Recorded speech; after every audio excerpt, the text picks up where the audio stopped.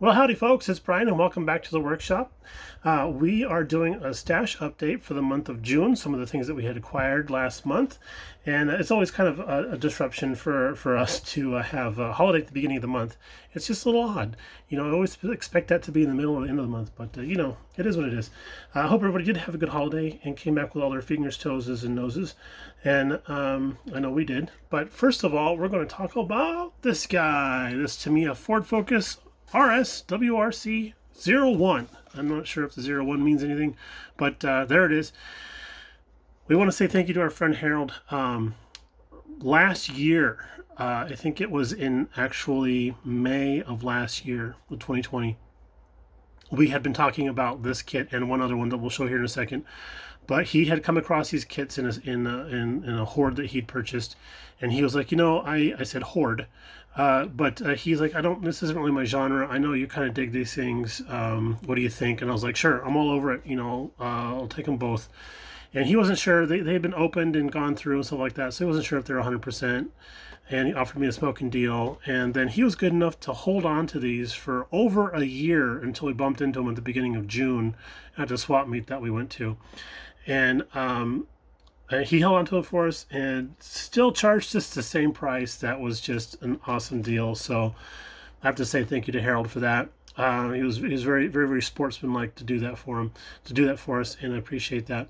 What caught my eye about this one is that even though this is the Valvoline car, it does have a livery that looks a lot like the Martini cars, which I really like. And I thought, hey, that's actually a cool color scheme, a cool livery and stuff. So I'm thinking this might be the first rally car I actually built, even though I have like a dozen of them in my stash. I think this will be the first one because it has extra parts from the half a kit that it was joined up with, and another half a decal set tucked away in here too. So I'm like, if I mess up the decals, I've got more. Judging by how this car looks, there's going to be a ton of them anyway. So, yeah. So this might be the first one I actually get around to building. So that might be kind of cool. Excuse me, I don't clear my throat in jest. I clear my throat in fact because it's allergy season all year round here. The other kit we got from our buddy is this Opel Astra V8 Coupe, and we have to say coupe because it's got the little thing over the E. The Opel Team Phoenix. That's a good name. It's a good name. Love the colors on this. The black, white, and red. Red. Yellow. Good. My goodness. I'm looking at Sonics here. Another situation of it had been open and gone through. We weren't sure 100% if the car was there or not, but turns out it seems like it's all there. And again, this one's got a cool deal here where it's got some photo etch hinges. And see how that door's positioned? I like that. That is so cool.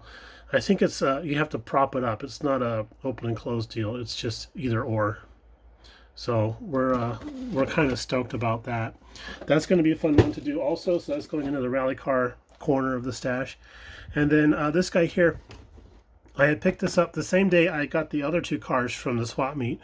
And I rushed home and I was like, oh, this is cool. I can't wait to do open box review on this one here. And then I switched on YouTube and find out that Gary G is building the exact same thing. So Gary, you bugger.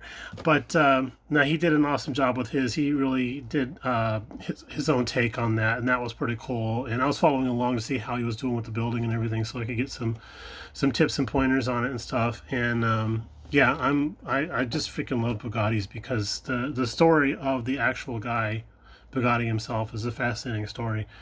If you're not familiar with that, I encourage you to look it up and read about it. It's a very interesting story. But this is one of those cars that looks like it should be small and sporty, like an MG or something like that, and it's not. It's like the size of an RV. It's like probably weighs about 3.5 tons or whatever.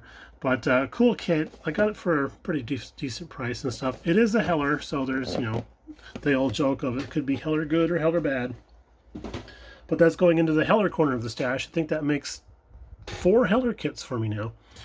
And then this one here, boy, we're going to have to pull the camera back on this one because this one's just not going to fit in frame. This guy, look at this. Actually, we need to zoom in. There we go. Now it looks like a proper size kit. This is a 1/43 scale XKE that we had found at the same place we got our Bugatti kit from.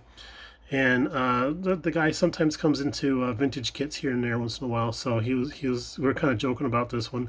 He only wanted a few dollars for it. He said it was all there and everything. It was still actually bagged when I opened up, took a look inside. Everything was bagged still. But it's got a lot of flash. It's not very pretty. It's definitely something you would find in a cereal box type of thing. As a matter of fact, this looks like one of the old miniature cereal boxes in its own right, doesn't it? But I was showing it to Mrs. BG when I got home, and she was like, if it doesn't turn out, it'd be a great Christmas ornament. I'm like, what is with you and Christmas ornaments? Everything's a Christmas ornament now. So we're saving a lot of money on buying Christmas ornaments, I guess. But yeah, this is a super cute little car. The body's all one piece, nothing opens or anything like that. And I think the wheels are solid cast plastic. There's no rubber or anything like that. So it's neither here nor there.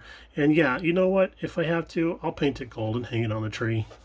I'm actually kind of leaning towards that anyways. But the box I'm definitely keeping. All right, guys and gals, that's it for the stash update of June. Thank you for tuning in again. And we will definitely be back later this week with the Pro Street stuff.